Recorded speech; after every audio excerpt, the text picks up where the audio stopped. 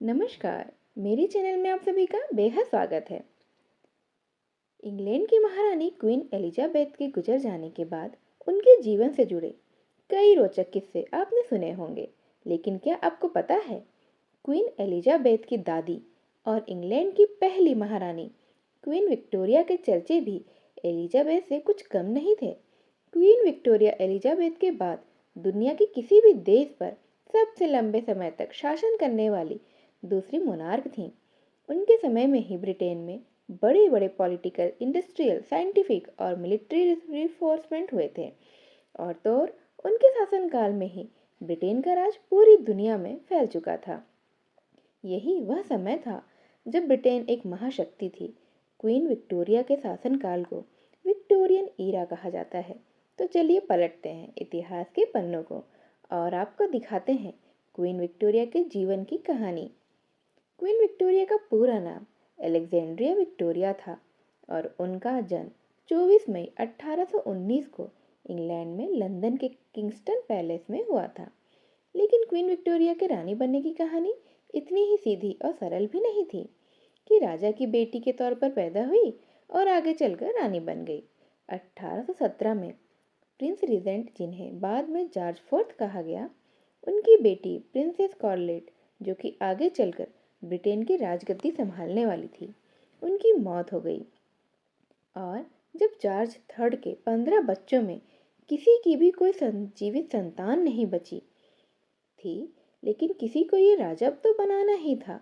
इसीलिए उत्तराधिकारी पैदा करने के लिए उनके 3 बेटों ड्यूक्स ऑफ क्लेरेंस, कैंट और कैम्ब्रिज की शादी की गई, जिसके बाद सबसे पहले पिता बने ड्यूक ऑफ कैंट, यानी कि एडवर्ड विक्टोरिया के पिता। विक्टोरिया के जन्म के बाद उनके पिता राजा बने और विक्टोरिया बनी प्रिंसेस ऑफ कैंट। विक्टोरिया के जन्म के 8 महीने बाद उनके पिता की भी मौत हो गई। हालांकि उनके चाचा के भी बेटे थे, लेकिन क्योंकि उनके बच्चों की बचपन में ही मौत हो गई और क्योंकि अब क्रम में कोई लड़का ही नहीं था, इसीलिए अब विक्टोरिया ताज की इकलौती हकदार बची थी और उनकी रानी तो बनना बिल्कुल ही तय हो गया था।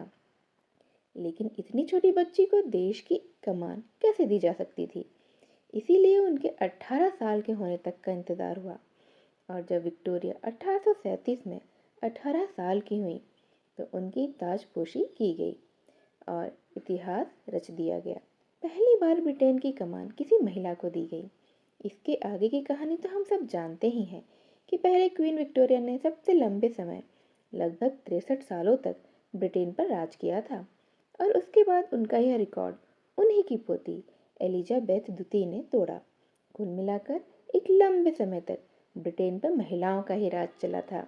विक्टोरिया की ताजपोशी भले ही 18 साल की उम्र में हो गई थी, लेकिन राज चलाने की सीख उन्हें 10 साल की उम्र से ही दी जाने लगी थी और इसमें उनकी मदद उनके मामा लियोपोल्ड ने की। लेकिन ऐसा भी नहीं था कि हर कोई विक्टोरिया का वेल विशर ही था। उनकी मां ड्यूचेस ऑफ कैंट के सलाहकार सर जॉन ट्रेयॉन ने विक्टोरिया को बचपन से ही परेशान करना शुरू कर दिया था। वह चाहता था कि ब्रिटेन की भावी रानी पर वह अपना दबाव बनाकर रख सके। दुखद तो यह था कि इन सब में उनकी माँ भी शामिल हो गई थी और इसी वजह से उनकी माँ से उनके रिश्ते बेहद ही खराब हुए। हालांकि इन सब घटनाओं ने विक्टोरिया को इमोशनली काफ़ी स्ट्रांग कर दिया था और जब उन्होंने राजकाज संभाला तो राजा से रिलेटेड कामों में वह किसी का भी इंटरफेयर बर्दाश्त नहीं कर सकती थीं। वह जल्द किसी पर भी भरोसा नहीं करती थीं। जैसा कि मैंने आपको बताया कि विक्टोरिया इंग्लैंड की पहली रानी थी।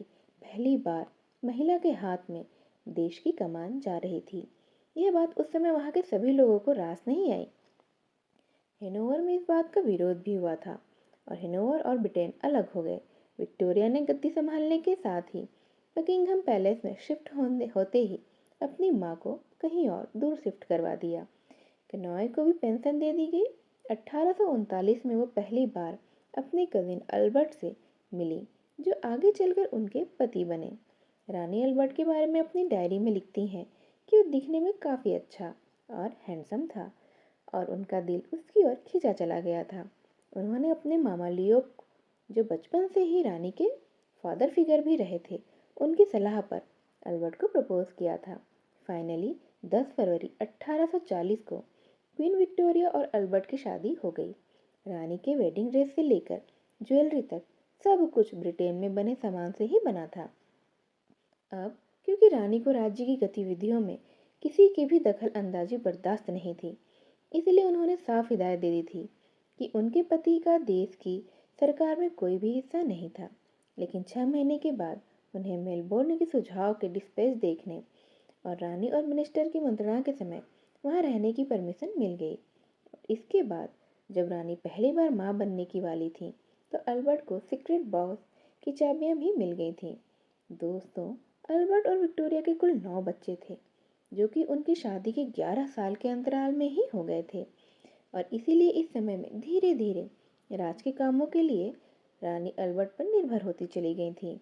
रॉयल अफेयर ऑब्जर्वर चार्ल्स प्रिगेविल ने तो यहाँ तक लिखा है कि एक समय में अपने राजकाज के लिए बहुत ज़्यादा डेडिकेटेड रही रानी ने यह मानना शुरू कर दिया था कि हम औरतें राज्य का संभालने के लिए नहीं बनी हैं। 1845 आते आते रानी सिर्फ नाम की ही रानी रह गई थी, लेकिन अधिकारों से तो अल्बर्ट ही राजा थे।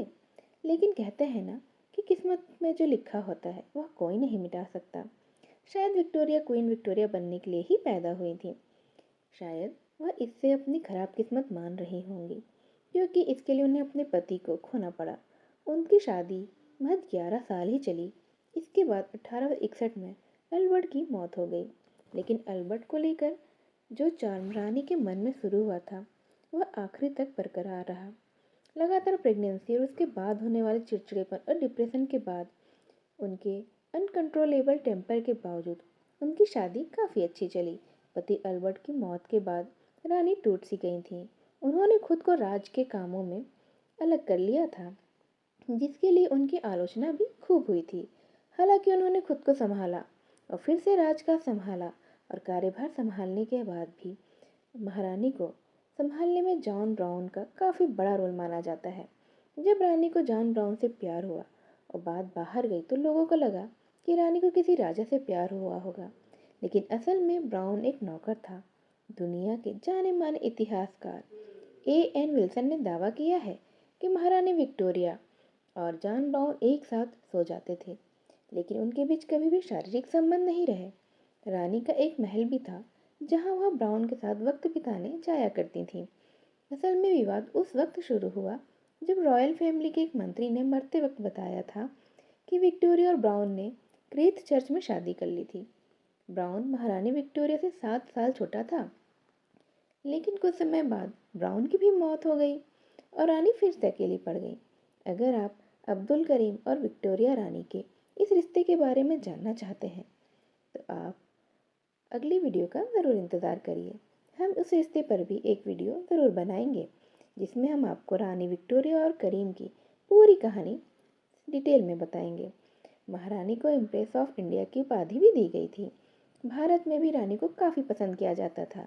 यहाँ तो आज तक मिसाल भी दी जाती है कि अपने आप को क्वीन विक्टोरिया समझती है क्या। अगर वो सुंदर है तो भी क्वीन विक्टोरिया कहा जाएगा, कोई एटीट्यूड में है, नखरेली है, बहुत चुलबुली सी है, तो उसे भी क्वीन विक्टोरिया जैसा ही मान दिया जाता है और कहा जाता है कि वह तो क्वीन विक्टोरिया है, किसी की लाडली है तो भी।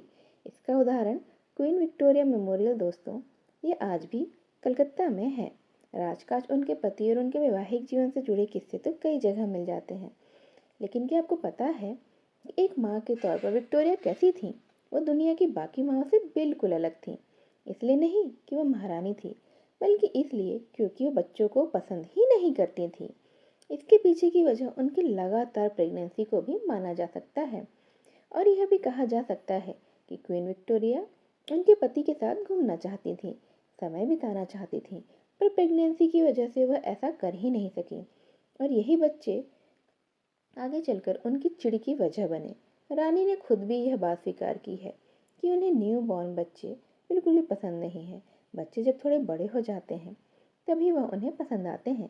इतना ही नहीं, रॉयल फैमिलीज में सब के अपने पर्सनल डॉक्टर होते हैं और वे अपनी बहू के डॉक्टर से उनकी हेल्थ रिपोर्ट भी लिया करती थीं।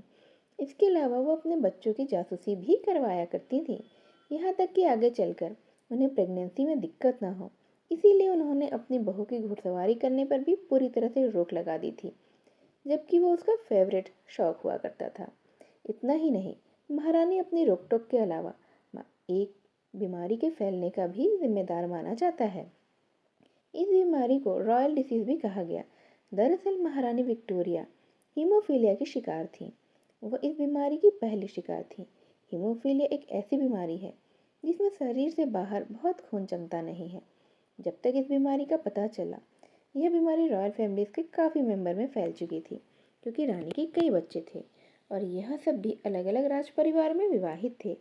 इसलिए उन राज परिवारों में भी यह बीमारी फैल सी गई। अब तो आप समझ ही गए होंगे कि आखिर में इस बीमारी को रॉयल डिसीज क्यों कहा गया था। यह एक जेनेटिक बीमारी है और कई देश इस बीमारी से पीड़ित हैं। इसके बाद 22 जनवरी 1901 को हेमरेजिक स्ट्रोक की वजह से 81 साल की उम्र में उनकी मौत हो गई थी। उन्होंने 63 साल 7 महीने तक शासन किया और उस समय ब्रिटेन पर सबसे लंबे समय तक राज करने वाली रानी बनी, जो कि बाद में यह रिकॉर्ड उनकी पोती एलिजाबेथ द्वितीय ने तोड़ा था, जो 70 साल तक रानी रही थी। यह थी महारानी क्वीन विक्टोरिया के जीवन की कहानी। उम्मीद है आपको यह वीडियो अच्छी लगी होगी। ऐसी और वीडियो के साथ हम आपसे फिर से मिलने आएंगे। हमारे इस चैनल को तब तक आप लाइक और सब्सक्राइब कर दीजिए और कमेंट बॉक्स में इस वीडियो के बारे में हमें ज़रूर बताइएगा। मेरी इस वीडियो को यहाँ तक ध्यान से सुनने के लिए आप सभी का बेहद धन्यवाद। नमस्कार।